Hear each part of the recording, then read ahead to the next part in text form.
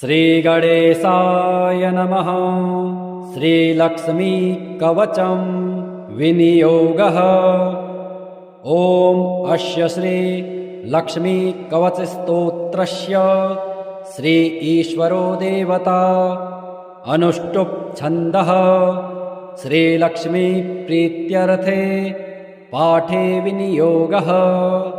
ॐ लक्ष्मी मे चाग्रतः पातु कमला पातु पृष्ठतः नारायणी शीर्षदेशे सर्वाङ्गे श्रीस्वरूपिणी रमापत्नी तु प्रत्यङ्गे सदावतु क्षमेश्वरे विशालाक्षी योगमाया कौमारी चक्रिणी तथा जयद्दात्री धनदात्री पाशाक्षमालिनी शुभा हरिप्रिया हरिरामा जयङ्करी महोदरे कृष्णपारायणा देवी श्रीकृष्ण मनमोहिनी जयङ्करे महारौद्रे सिद्धिदात्रे शुभङ्करे सुखदा मोक्षदा देवी चित्रकूटनिवासिनी भयं हरतु भक्तानां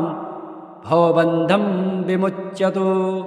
कवचं तन्महापुण्यं यः पठेत् भक्तिसंयुतः त्रिसन्ध्यमेकसन्ध्यं वा मुच्यते सर्वसङ्कटात्। एतत् कवचस्य पठनं धनपुत्रविवर्धनं भीतिर्विनाशनं चैव त्रिषु लोकेषु कीर्तितम्। भूर्जपत्रे समालिख्य रोचना कुङ्कुमेन तु धारणाद्गलदेशे च सर्वसिद्धिर्भविष्यति। पुत्रो लभते पुत्र धनार्थे लभते धनं मोक्षार्थी मोक्षमाप्नोति कवचस्य प्रसादतः।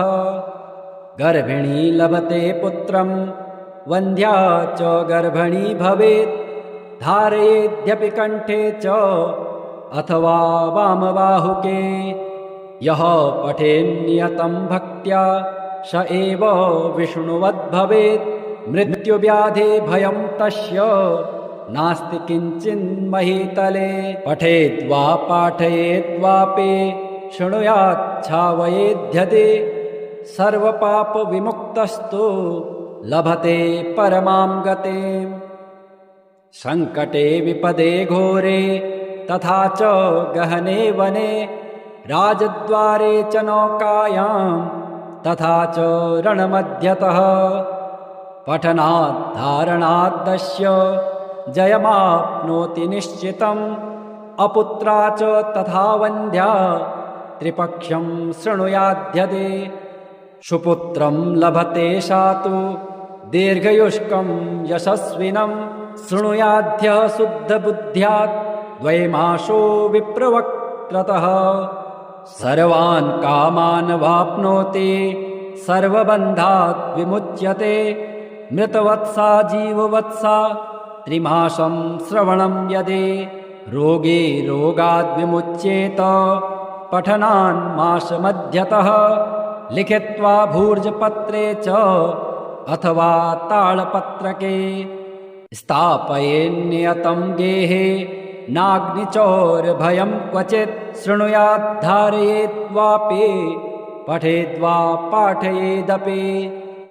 श्रीकुलदेवी स्तोत्रम्। नमस्ते श्रीशिवाय कुलाराध्या कुलेश्वरी कुलसंरक्षणी माता कौलिकज्ञानप्रकाशिनी। वन्दे श्रीकुलपूज्या त्वां कुलाम्बा कुलरक्षिणी वेदमाता जगन्माता लोकमाता हितैषिणी। आदिशक्ति समुद्भूता त्वया हि कुलस्वामिनी विश्ववन्द्यां महाघोरां त्राहि मां शरणागतः। त्रैलोक्यहृदयं शोभे देवे त्वं परमेश्वरे भक्तानुग्रहकारिणि कुलदेवे नमोऽस्तु ते। महादेवप्रियं करे बालानां हितकारिणि कुलवृद्धि करे माता त्राहि मां शरणागतम्। चिदग्निमण्डलसम्भूता राज्यवैभवकारिणि प्रकटितां सुरेशानि वन्दे त्वां कुलगौरवाम्। त्वदीये कुले जातः त्वामेव शरणं गतः त्वत्वत्सलोऽहम् आद्ये त्वं रक्ष रक्षाधुना। कुलाष्टकमिदं पुण्यं नित्यं यः सुकृते पठेत् तस्य वृद्धि कुले जातः प्रसन्ना कुलेश्वरे। कुलदेवी स्तोत्रमिदं सुपुण्यं ललितं तथा अर्पयामि भवद्भक्त्या त्राहि मां शिवगेहिनी। कुलदेवी महाभागे कुलाद्रे कृतकेतने प्रसन्ना भव मह्यं त्वं कुलदेवी नमोऽस्तु ते। सुरासुरार्चिते देवी सिद्धगन्धर्वसेविते जगदपापहरे देवी त्राहि मां शरणागताम्। सौम्यरूपे घोररूपे चण्डरूपे नमोऽस्तु ते। विश्वे रूपे नमस्तुभ्यं त्राहि मां शरणागताम्। बुद्धिं देहि यशो देहि जयं देहि द्विषो जहि मूढतां हर मे देवी त्राहि मां शरणागताम्। क्षमस्व भगवन्त्यव क्षमाशीले परात्परे शुद्धसत्त्वस्वरूपे च कोपादि परिवर्जिते। उपमे सर्वसाध्वीनां देवीनां देवपूजिते त्वया विना जगत् सर्वं मृततुल्यं च निष्फलम्।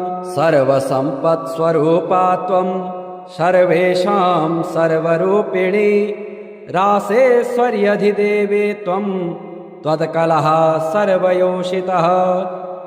कैलासे पार्वती त्वं च क्षीरोदे सिन्धुकन्यका स्वर्गे च स्वर्गलक्ष्मीस्त्वं मर्त्यलक्ष्मीश्च भूतले। वैकुण्ठे च महालक्ष्मीर्देवदेवी सरस्वती गङ्गा च तुलसी त्वं च सावित्री ब्रह्मलोकतः। कृष्णप्राणाधिदेवे त्वं गोलोके राधिका स्वयं रासे रासेश्वरी त्वं च वृन्दावन वने वने। कृष्णा प्रिया त्वं भाण्डीरे चन्द्रां चन्दनकानने विरजा चम्पकवने शतशृङ्गे च सुन्दरे। पद्मावती पद्मवने मालते मालते वने कुन्ददन्ते कुन्दवने सुशीला केतकी वने। कदम्बमाला त्वं देवी कदम्बकाननेऽपि च राजलक्ष्मी राजगेहे गृहलक्ष्मी गृहे गृहे। इत्युक्त्वा देवतः सर्वा मुनयो मनवस्तथा रुरुदुर्नर्मवदनः शुष्ककण्ठोष्ठतालुकः। इति लक्ष्मीस्तवं पुण्यं सर्वदेवैः कृतं शुभं यः पठेत् प्रातरुत्थाय स वै सर्वे लभेत् ध्रुवम्। अभार्यो लभते भार्यां विनीतां सुसुतां सतीं सुशीलां सुन्दरीं रम्यां मते सुप्रियवादिनीं। पुत्रपौत्रवतीं शुद्धां कुलजां कोमलां वराम् अपुत्रो लभते पुत्रं वैष्णवं चिरजीविनम्।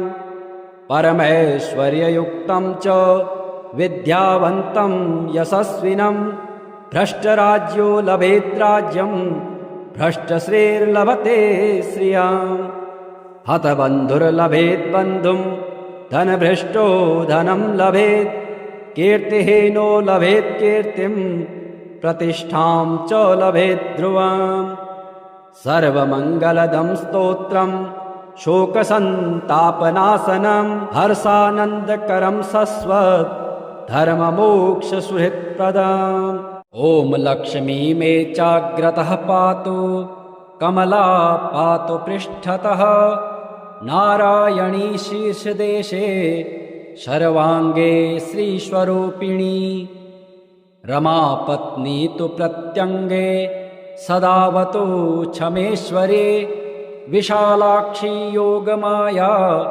कौमारी चक्रिणी तथा जयद्दात्री धनदात्री पाशाक्षमालिनी शुभा हरिप्रिया हरिरामा जयङ्करी महोदरी कृष्णपारायणा देवी श्रीकृष्ण मनमोहिनी जयङ्करे महारौद्रे सिद्धिदात्रे शुभङ्करे सुखदा मोक्षदा देवी चित्रकूटनिवासिनी भयं हरतु भक्तानां भवबन्धं विमुच्यतु कवचं तन्महापुण्यं यः पठेत् भक्तिसंयुतः त्रिसन्ध्यमेकसन्ध्यं वा मुच्यते सर्वसङ्कटात् एतत् कवचस्य पठनं धनपुत्रविवर्धनं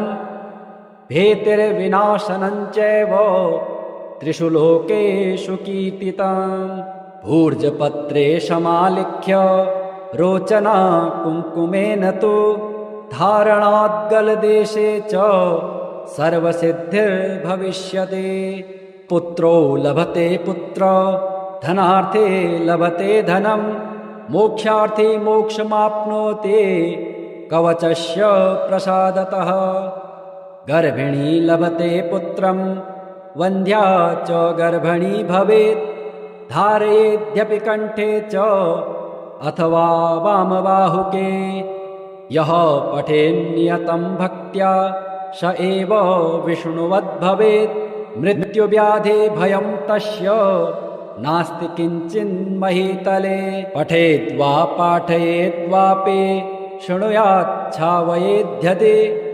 सर्वपापविमुक्तस्तु लभते परमां गतिम् सङ्कटे विपदे घोरे तथा च गहने वने राजद्वारे च नौकायां तथा च रणमध्यतः पठनाद्धारणाद्दस्य जयमाप्नोति निश्चितम् अपुत्रा च तथा वन्ध्या त्रिपक्षं शृणुयाध्यते सुपुत्रं लभते सा तु दीर्घयुष्कं यशस्विनं शृणुयाद्यः शुद्धबुद्ध्यात् द्वैमासो विप्रवक्त्रतः सर्वान् कामान् वाप्नोति सर्वबन्धात् विमुच्यते मृतवत्सा जीववत्सा त्रिमासं श्रवणं यदि रोगे रोगाद् विमुच्येत पठनान् मासमध्यतः लिखित्वा भूर्जपत्रे च अथवा ताळपत्रके स्थापयेन्नियतं गेहे नाग्निचौरभयं क्वचित् शृणुयाद्धारयेद्वापि पठेद्वा पाठयेदपि श्रीकुलदेवी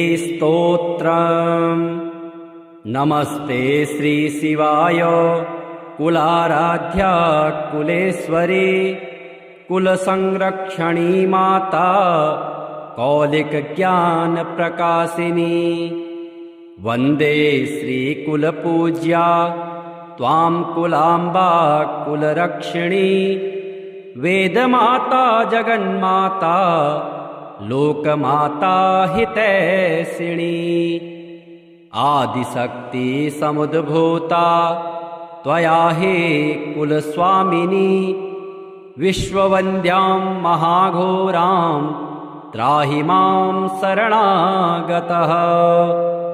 त्रैलोक्यहृदयं शोभे देवे त्वं परमेश्वरे, भक्तानुग्रहकारिणि कुलदेवे नमोऽस्तु ते।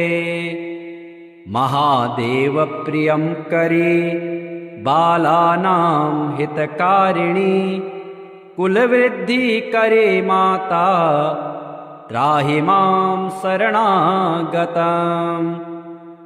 चिदग्निमण्डलसम्भूता राज्यवैभवकारिणि, प्रकटितां सुरेशानि वन्दे त्वां कुलगौरवाम्। त्वदीये कुले जातः त्वामेव शरणं गतः, त्वत्वत्सलोऽहम् आद्ये त्वं रक्ष रक्षाधुना। कुलाष्टकमिदं पुण्यं नित्यं यः सुकृते पठेत्, तस्य वृद्धि कुले जातः प्रसन्ना कुलेश्वरे। कुलदेवी स्तोत्रमिदं सुपुण्यं ललितं तथा, अर्पयामि भवद्भक्त्या त्राहि मां शिवगेहिनी। कुलदेवी महाभागे कुलाद्रे कृतकेतने, प्रसन्ना भव मह्यं त्वं कुलदेवे नमोऽस्तु ते। सुरासुरार्चिते देवे सिद्धगन्धर्वसेविते, जगदपापहरे देवे त्राहि मां शरणागताम्। सौम्यरूपे घोररूपे चण्डरूपे नमोऽस्तु ते, विश्वे रूपे नमस्तुभ्यं त्राहि मां शरणागताम्। बुद्धिं देहि यशो देहि जयं देहि द्विषो जहि, मूढतां हर मे देवी त्राहि मां शरणागताम्। क्षमस्व भगवन्त्यव क्षमाशीले परात्परे, शुद्धसत्त्वस्वरूपे च कोपादि परिवर्जिते। उपमे सर्वसाध्वीनां देवीनां देवपूजिते, त्वया विना जगत् सर्वं मृततुल्यं च निष्फलम्। सर्वसम्पत्स्वरूपा त्वं सर्वेषां सर्वरूपिणी, रासेश्वर्यधिदेवे त्वं त्वत्कलः सर्वयोषितः। कैलासे पार्वती त्वं च क्षीरोदे सिन्धुकन्यका, स्वर्गे च स्वर्गलक्ष्मीस्त्वं मर्त्यलक्ष्मीश्च भूतले। वैकुण्ठे च महालक्ष्मीर्देवदेवी सरस्वती, गङ्गा च तुलसी त्वं च सावित्री ब्रह्मलोकतः। कृष्णप्राणाधिदेवे त्वं गोलोके राधिका स्वयं, रासे रासेश्वरी त्वं च वृन्दावन वने वने। कृष्णा प्रिया त्वं भाण्डीरे चन्द्रां चन्दनकानने, विरजा चम्पकवने शतशृङ्गे च सुन्दरे। पद्मावती पद्मवने मालते मालते वने, कुन्ददन्ते कुन्दवने सुशीला केतकी वने। कदम्बमाला त्वं देवी कदम्बकाननेऽपि च, राजलक्ष्मी राजगेहे गृहलक्ष्मी गृहे गृहे। इत्युक्त्वा देवतः सर्वा मुनयो मनवस्तथा, रुरुदुर्नर्मवदनः शुष्ककण्ठोष्ठतालुकः। इति लक्ष्मीस्तवं पुण्यं सर्वदेवैः कृतं शुभं, यः पठेत् प्रातरुत्थाय स वै सर्वे लभेत् ध्रुवम्। अभार्यो लभते भार्यां विनीतां सुसुतां सतीं, सुशीलां सुन्दरीं रम्यां मते सुप्रियवादिनीं पुत्रपौत्रवतीं शुद्धां कुलजां कोमलां वराम् अपुत्रो लभते पुत्रं वैष्णवं चिरजीविनं परमैश्वर्ययुक्तं च विद्यावन्तं यशस्विनं भ्रष्टराज्यो लभेत् राज्यं भ्रष्टश्रीर्लभते श्रियाम् हतबन्धुर्लभेत् बन्धुं धनभ्रष्टो धनं लभेत् कीर्तिहीनो लभेत् कीर्तिं प्रतिष्ठां च लभेत् ध्रुवम् सर्वमङ्गलदं स्तोत्रं शोकसन्तापनाशनं हर्षानन्दकरं शश्वत् धर्ममोक्षसुहृत्प्रदम् ॐ लक्ष्मी मे चाग्रतः पातु कमला पातु पृष्ठतः नारायणी शीर्षदेशे सर्वाङ्गे श्रीस्वरूपिणी रमापत्नी तु प्रत्यङ्गे सदावतु क्षमेश्वरी विशालाक्षी योगमाया कौमारी चक्रिणी तथा जयद्दात्री धनदात्री पाशाक्षमालिनी शुभा हरिप्रिया हरिरामा जयङ्करी महोदरी कृष्णपारायणा देवी श्रीकृष्ण मनमोहिनी जयङ्करी महारौद्रे सिद्धिदात्री शुभङ्करी सुखदा मोक्षदा देवी चित्रकूटनिवासिनी भयं हरतु भक्तानां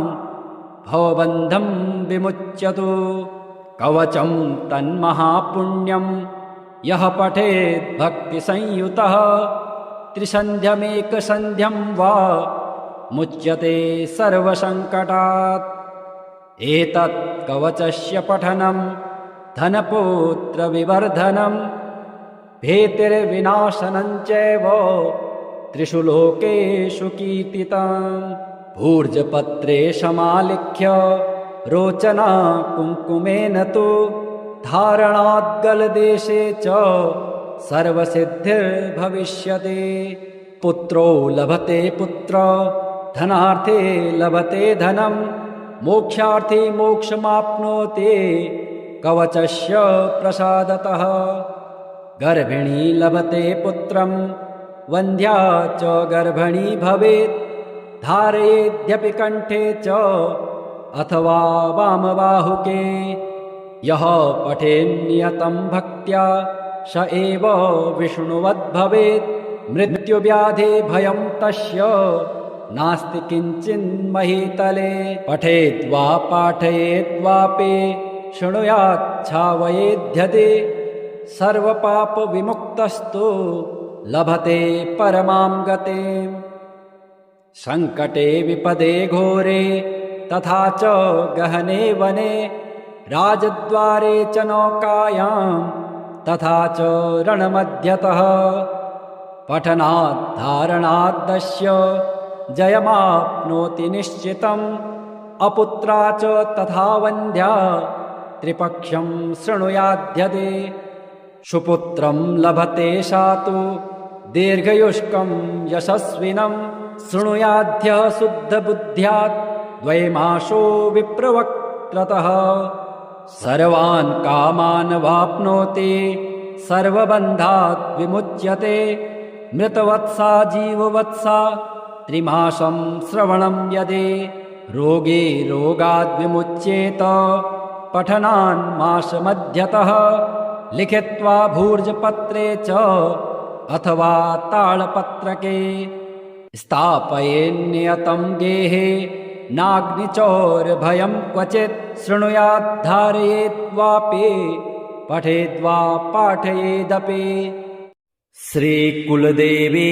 स्तोत्रम् नमस्ते श्रीशिवाय कुलाराध्या कुलेश्वरी कुलसंरक्षणी माता कौलिकज्ञानप्रकाशिनी वन्दे श्रीकुलपूज्या त्वां कुलाम्बा कुलरक्षिणी वेदमाता जगन्माता लोकमाता हितैषिणी आदिशक्ति समुद्भूता त्वया हि कुलस्वामिनी विश्ववन्द्यां महाघोरां त्राहि मां शरणागतः त्रैलोक्यहृदयं शोभे देवे त्वं परमेश्वरे भक्तानुग्रहकारिणी कुलदेवे नमोऽस्तु ते महादेवप्रियं करे बालानां हितकारिणी कुलवृद्धि करे माता त्राहि मां शरणागतम् चिदग्निमण्डलसम्भूता राज्यवैभवकारिणी प्रकटितां सुरेशानि वन्दे त्वां कुलगौरवाम् त्वदीये कुले जातः त्वामेव शरणं गतः त्वत्वत्सलोऽहम् आद्ये त्वं रक्ष रक्षाधुना कुलाष्टकमिदं पुण्यं नित्यं यः सुकृते पठेत् तस्य वृद्धि कुले जातः प्रसन्ना कुलेश्वरे कुलदेवी स्तोत्रमिदं सुपुण्यं ललितं तथा अर्पयामि भवद्भक्त्या त्राहि मां शिवगेहिनी कुलदेवी महाभागे कुलाद्रे कृतकेतने प्रसन्ना भव मह्यं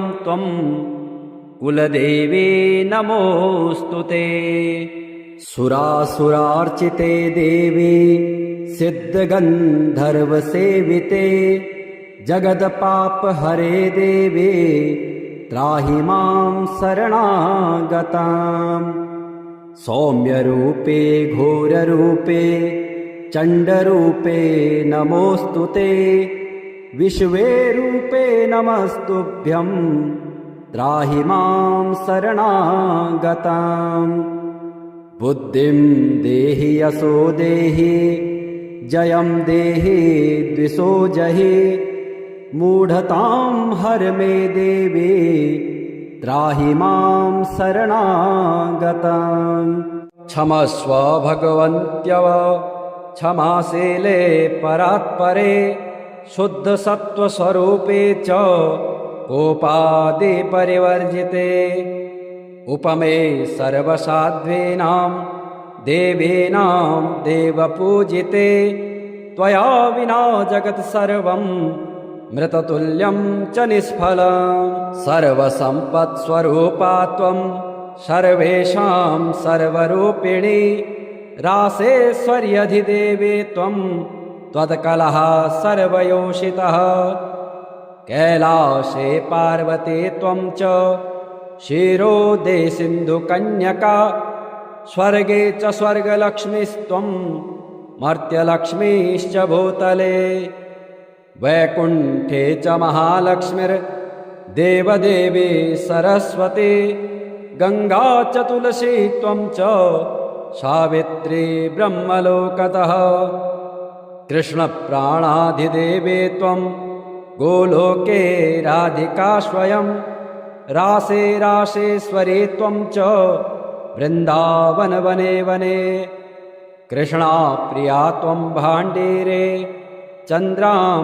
चन्दनकानने विरजा चम्पकवने शतशृङ्गे च सुन्दरे पद्मावती पद्मवने मालते मालते वने कुन्ददन्ते कुन्दवने सुशीला केतकी वने कदम्बमाला त्वं देवी कदम्बकाननेऽपि च राजलक्ष्मी राजगेहे गृहलक्ष्मी गृहे गृहे इत्युक्त्वा देवतः सर्वा मुनयो मनवस्तथा रुरुदुर्नर्मवदनः शुष्ककण्ठोष्ठतालुकः इति लक्ष्मीस्तवं पुण्यं सर्वदेवैः कृतं शुभं यः पठेत् प्रातरुत्थाय शवै सर्वे लभे ध्रुवम् अभार्यो लभते भार्यां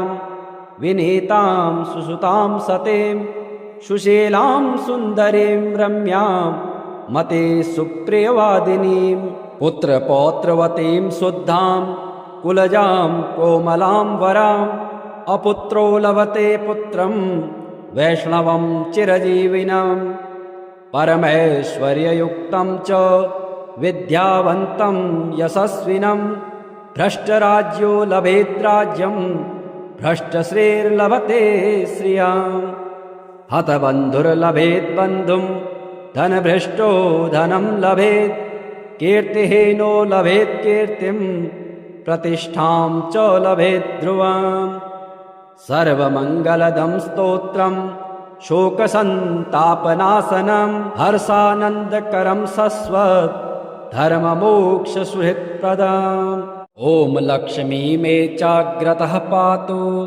कमला पातु पृष्ठतः नारायणी शीर्षदेशे सर्वाङ्गे श्रीस्वरूपिणी रमापत्नी तु प्रत्यङ्गे सदावतु क्षमेश्वरी विशालाक्षी योगमाया कौमारी चक्रिणी तथा जयद्दात्री धनदात्री पाशाक्षमालिनी शुभा हरिप्रिया हरिरामा जयङ्करी महोदरी कृष्णपारायणा देवी श्रीकृष्ण मनमोहिनी जयङ्करे महारौद्रे सिद्धिदात्रे शुभङ्करे सुखदा मोक्षदा देवी चित्रकूटनिवासिनी भयं हरतु भक्तानां भवबन्धं विमुच्यतु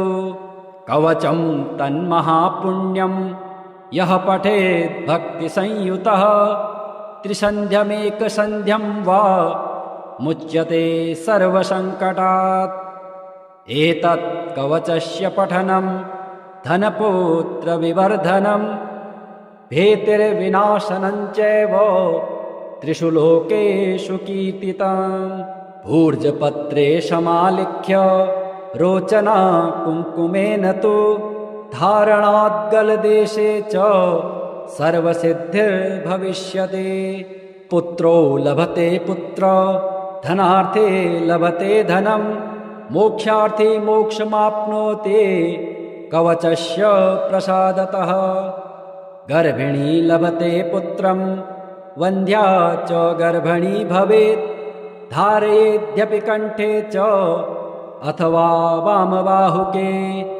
यः पठेन्नियतं भक्त्या स एव विष्णुवद्भवेत् मृत्युव्याधि भयं तस्य नास्ति किञ्चिन्महीतले पठेद्वा पाठयेद्वापि शृणुयाच्छावयेध्यते सर्वपापविमुक्तस्तु लभते परमां गतिम् सङ्कटे विपदे घोरे तथा च गहने वने राजद्वारे च नौकायां तथा च रणमध्यतः पठनाद्धारणाद्दस्य जयमाप्नोति निश्चितम् अपुत्रा च तथा वन्ध्या त्रिपक्षं शृणुयाध्यते सुपुत्रं लभते सा तु दीर्घयुष्कं यशस्विनं शृणुयाद्यः शुद्धबुद्ध्यात् द्वैमासो विप्रवक्त्रतः सर्वान् कामान् वाप्नोति सर्वबन्धात् विमुच्यते मृतवत्सा जीववत्सा त्रिमासं श्रवणं यदि रोगे रोगाद् विमुच्येत पठनान् मासमध्यतः लिखित्वा भूर्जपत्रे च अथवा तालपत्रके स्थापयेन्नियतं गेहे नाग्निचौरभयं क्वचित् शृणुयाद्धारयेद्वापि पठेद्वा पाठयेदपि श्रीकुलदेवी स्तोत्रम् नमस्ते श्रीशिवाय कुलाराध्या कुलेश्वरी कुलसंरक्षणी माता कौलिकज्ञानप्रकाशिनी वन्दे श्रीकुलपूज्या त्वां कुलाम्बा कुलरक्षिणी वेदमाता जगन्माता लोकमाता हितैषिणी आदिशक्ति समुद्भूता त्वया हि कुलस्वामिनी विश्ववन्द्यां महाघोरां त्राहि मां शरणागतः त्रैलोक्यहृदयं शोभे देवे त्वं परमेश्वरे भक्तानुग्रहकारिणि कुलदेवे नमोऽस्तु ते महादेवप्रियं करे बालानां हितकारिणि कुलवृद्धिकरे माता त्राहि मां शरणागतम् चिदग्निमण्डलसम्भूता राज्यवैभवकारिणी प्रकटितां सुरेशानि वन्दे त्वां कुलगौरवाम् त्वदीये कुले जातः त्वामेव शरणं गतः त्वत्वत्सलोऽहम् आद्ये त्वं रक्ष रक्षाधुना कुलाष्टकमिदं पुण्यं नित्यं यः सुकृते पठेत् तस्य वृद्धि कुले जातः प्रसन्ना कुलेश्वरे कुलदेवी स्तोत्रमिदं सुपुण्यं ललितं तथा अर्पयामि भवद्भक्त्या त्राहि मां शिवगेहिनी कुलदेवी महाभागे कुलाद्रे कृतकेतने प्रसन्ना भव मह्यं त्वं कुलदेवी नमोऽस्तु ते सुरासुरार्चिते देवी सिद्धगन्धर्वसेविते जगदपापहरे देवी त्राहि मां शरणागताम् सौम्यरूपे घोररूपे चण्डरूपे नमोऽस्तु ते विश्वे रूपे नमस्तुभ्यं त्राहि मां शरणागताम् बुद्धिं देहि यशो देहि जयं देहि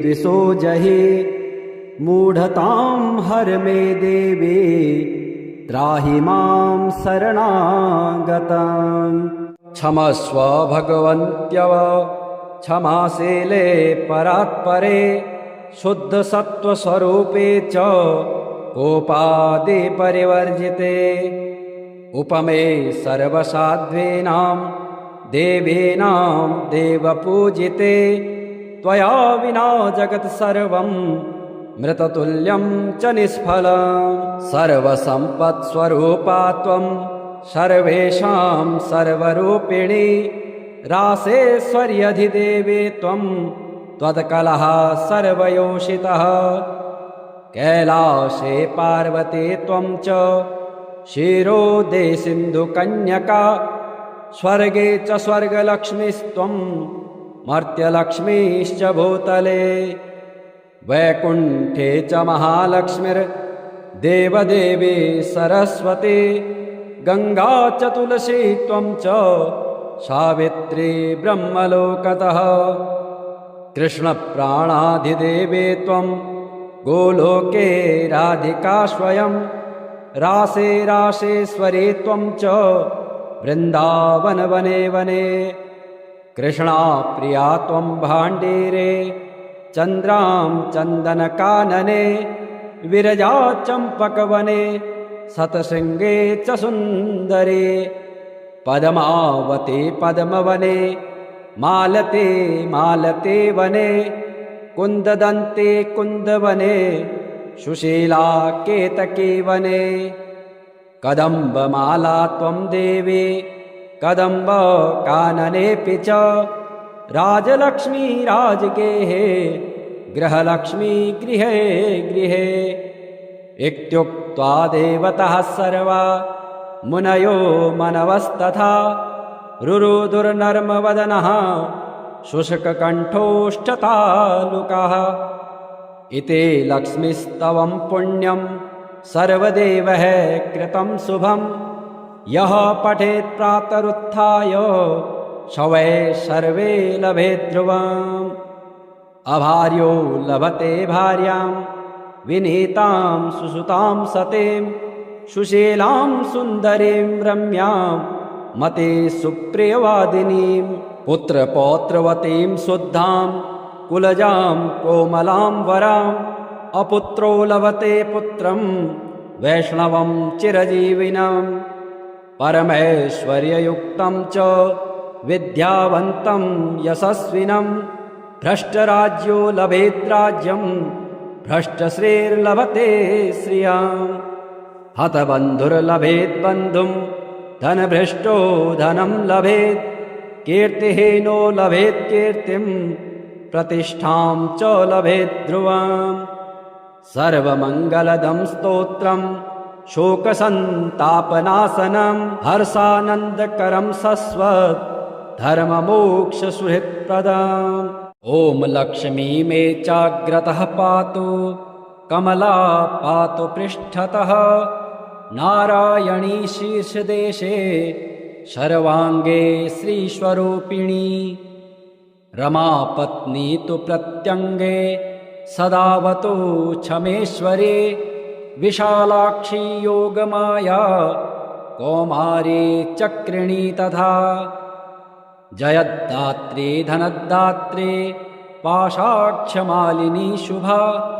हरिप्रिया हरिरामा जयङ्करी महोदरी कृष्णपारायणा देवी श्रीकृष्ण मनमोहिनी जयङ्करे महारौद्रे सिद्धिदात्रे शुभङ्करे सुखदा मोक्षदा देवी चित्रकूटनिवासिनी भयं हरतु भक्तानां भवबन्धं विमुच्यतु कवचं तन्महापुण्यं यः पठेत् भक्तिसंयुतः त्रिसन्ध्यमेकसन्ध्यं वा मुच्यते सर्वसङ्कटात् एतत् कवचस्य पठनं धनपुत्रविवर्धनं भीतिर्विनाशनं चैव त्रिषु लोकेषु कीर्तितम् भूर्जपत्रे समालिख्य रोचना कुङ्कुमेन तु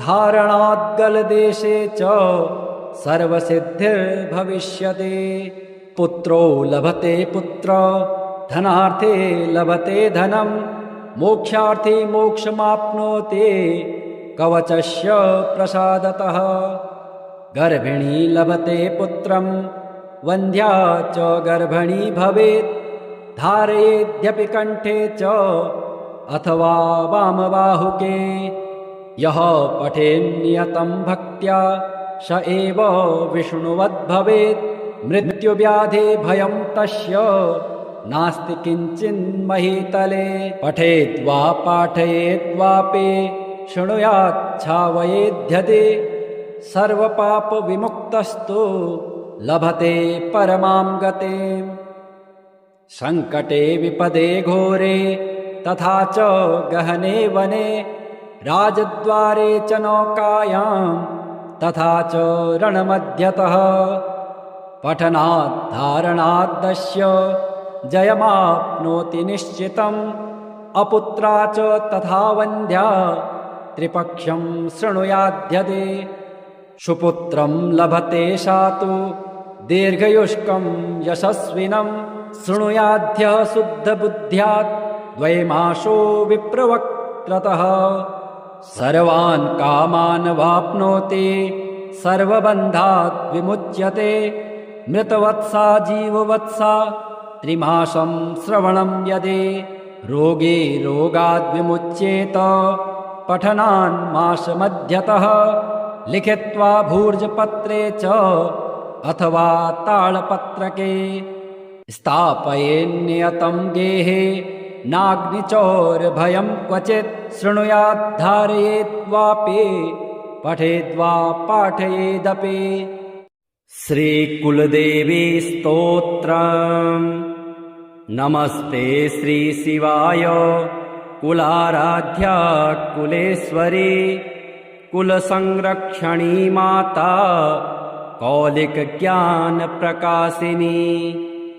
वन्दे श्रीकुलपूज्या त्वां कुलाम्बा कुलरक्षिणी वेदमाता जगन्माता लोकमाता हितैषिणी आदिशक्ति समुद्भूता त्वया हि कुलस्वामिनी विश्ववन्द्यां महाघोरां त्राहि मां शरणागतः त्रैलोक्यहृदयं शोभे देवे त्वं परमेश्वरे भक्तानुग्रहकारिणि कुलदेवे नमोऽस्तु ते महादेवप्रियं करे बालानां हितकारिणि कुलवृद्धिकरे माता त्राहि मां शरणागतम्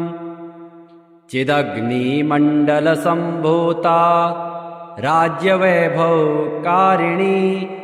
प्रकटितां सुरेशानि वन्दे त्वां कुलगौरवाम् त्वदीये कुले जातः त्वामेव शरणं गतः त्वत्वत्सलोऽहम् आद्ये त्वं रक्ष रक्षाधुना कुलाष्टकमिदं पुण्यं नित्यं यः सुकृते पठेत् तस्य वृद्धि कुले जातः प्रसन्ना कुलेश्वरे कुलदेवी स्तोत्रमिदं सुपुण्यं ललितं तथा अर्पयामि भवद्भक्त्या त्राहि मां शिवगेहिनी कुलदेवी महाभागे कुलाद्रे कृतकेतने प्रसन्ना भव मह्यं त्वं कुलदेवी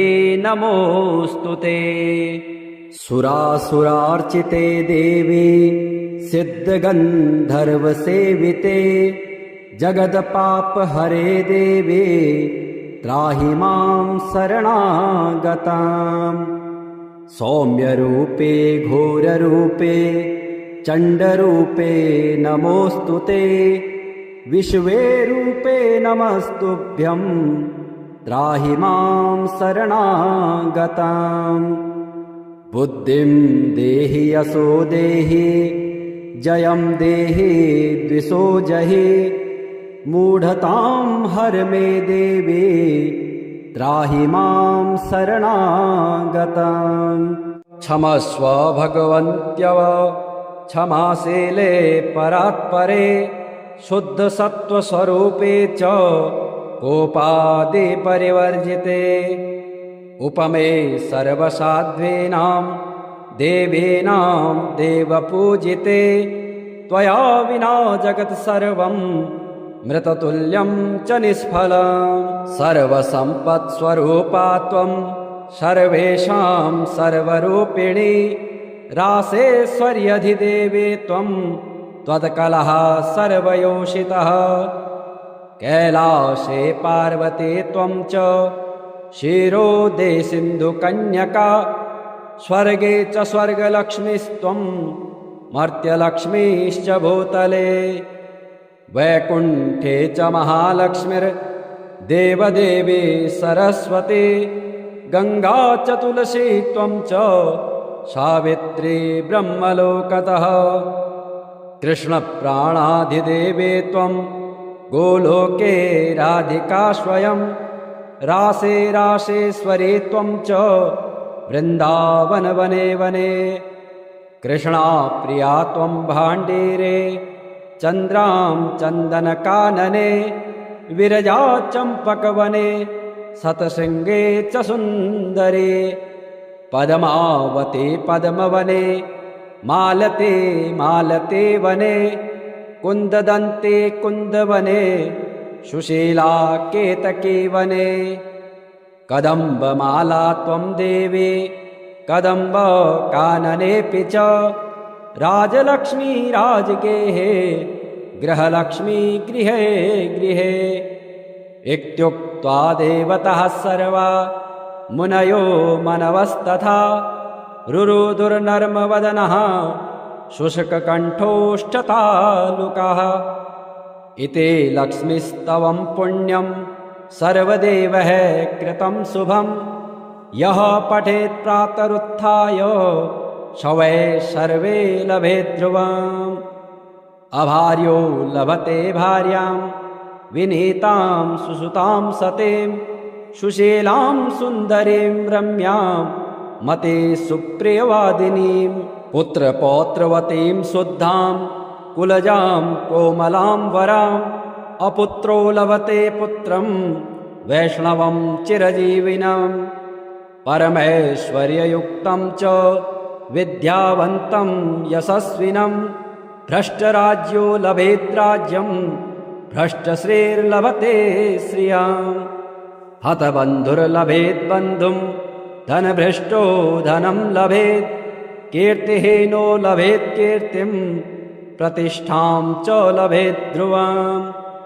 सर्वमङ्गलदं स्तोत्रं शोकसन्तापनाशनं हर्षानन्दकरं शश्वत् धर्ममोक्षसुहृत्प्रदम्।